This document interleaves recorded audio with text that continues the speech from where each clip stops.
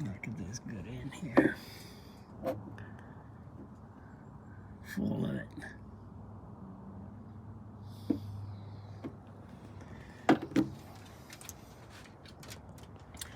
This is giving me some trouble. Really hard to get it out. It just rusted out on both sides.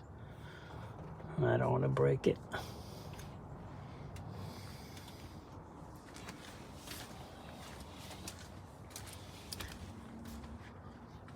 The good news is, that I got it on stock. Wish it would have been on camera, but it is the way it is, guys. It is. Look at that. I'm so happy. It's actually moving. Of course, no spark plugs, but moving pretty easily. And it's free, completely free.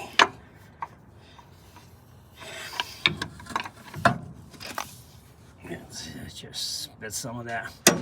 I put some two-stroke. I had Marvel oil. Previous guy did diesel, so it's like a combination stuff in there. But we got it moving, guys. I'm happy about that. So I'm just didn't try to crank it. I'm just working slowly down the hole.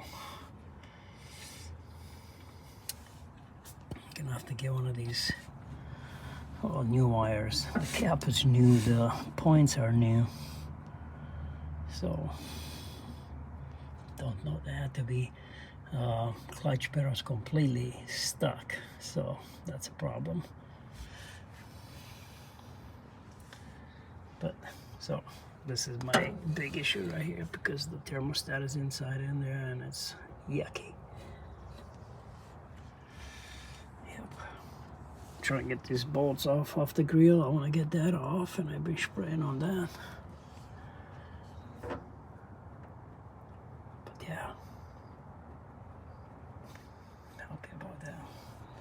Yeah, I got this guy out from here.